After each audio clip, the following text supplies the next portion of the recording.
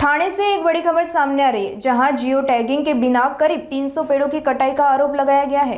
राष्ट्रवादी कांग्रेस शरद चंद्र पवार गुट के शहर जिलाध्यक्ष मनोज प्रधान ने ठाणे मनपा पर गंभीर आरोप लगाए हैं। आनंद नगर से साकेत के बीच बन रहे फ्लाईओवर प्रोजेक्ट के तहत कुल 1847 पेड़ प्रभावित होने हैं, जिनमें से कुछ पेड़ों को नियमों के खिलाफ रात के अंधेरे में काटे जाने का दावा किया गया। आरोप है कि जिन पेड़ों को कोलशेत में पुनः लगाने के आदेश थे, उन्हें जियो टैगिंग के बिना ही नष्ट कर दिया गया। इस मुद्दे पर सर्विस रोड परिसर में पेड़ बचाओ आंदोलन किया गया और चेतावनी दी गई है कि कार्रवाई नहीं हुई तो उग्र आंदोलन किया जाएगा। आमची जी कत्तल करणार आहे ती वर्षानुवर्ष लागली जगवायला, आणि तुम्ही किती ट्रान्सप्लांट केली तरी त्यातला 50% रिझल्ट हा फेल असतो। आमचं स्पष्ट मत आहे की दोघांच्या मध्ये एक 15 मीटरचा गॅप आहे, तुम्ही अलाइनमेंट करा आणि तो पिलर जो आहे तो सेंटरमधून घेऊन जावा, जेणेकरून तुमचं कामही होईल आणि झाडंही वाचली जातील। तर अशी एक या ठिकाणी आम्ही सूचना करतोय, जर नाहीच झालं तर आंदोलन आणि त्याच्या विरुद्ध आम्हाला न्यायिक दाद मागावं लागेल। सर्वात प्रथम मी तुम्हाला सांगू इच्छितो की हे आंदोलन इकडे का घेतलं तर 30 वर्ष जुनी झाडं इथे तोडतायत आणि 30 वर्षापूर्वी ही झाडं मी स्वतःच्या हाताने लावलेली। मी इथे नगरसेवक होतो आणि चंद्रशेखर साहेबांनी हा सर्व्हिस रोड बनवला तेव्हा आम्ही ही झाडं लावली होती। या झाडाच्या समोर जेवढ्या सोसायट्या होत्या त्या सोसायटीजनी ही झाडं दत्तक घेतली होती आणि त्यांना जगवली होती।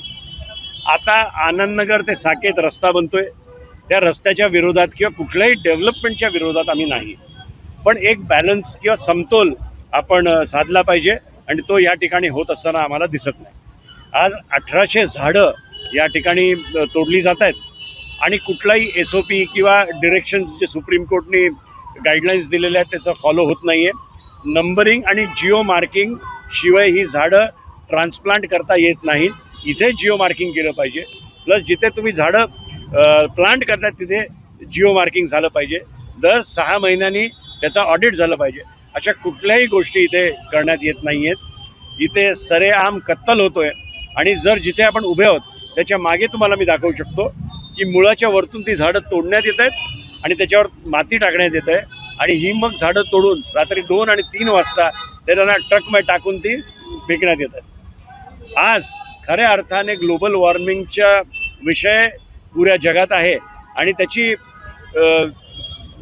अनुभूती आपल्याला या ठाणे शहरात दिसते।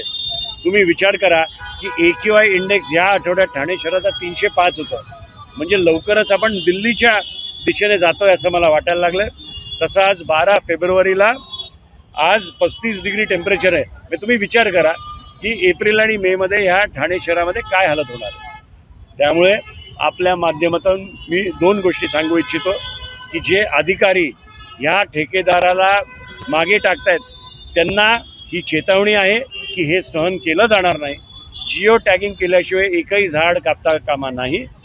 आज माझ्याबरोबर नगरसेवक आहेत।